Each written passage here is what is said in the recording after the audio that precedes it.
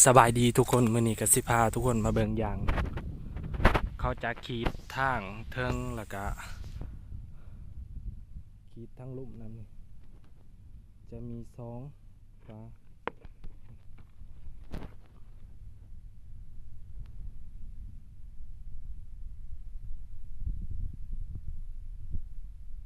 ลักษณะก็จะเป็นแบบนี้ทุกคนนี่เป็นยางพาราของบริษัทเวียดเนาะ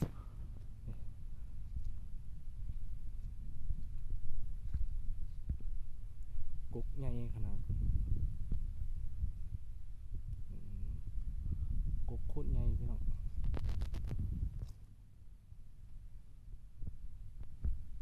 อันนี้จะเป็นกุ๊กหน่อยเนาะ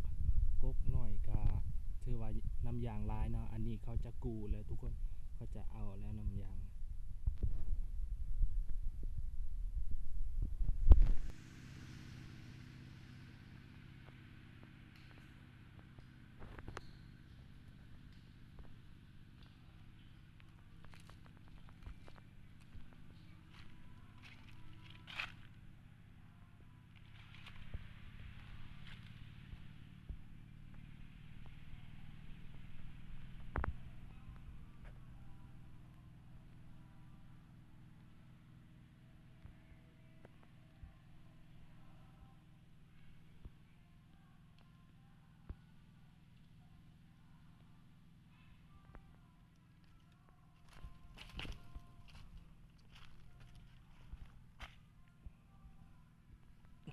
ก๊กนี่มี2 ถ้วยเนาะ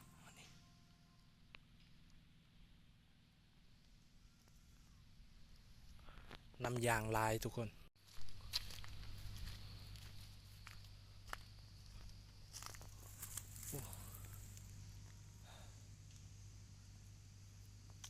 เฮียเบิดน้ำยางนี่ทุกคนมันไล่บ่ถึกถ้วยเนาะ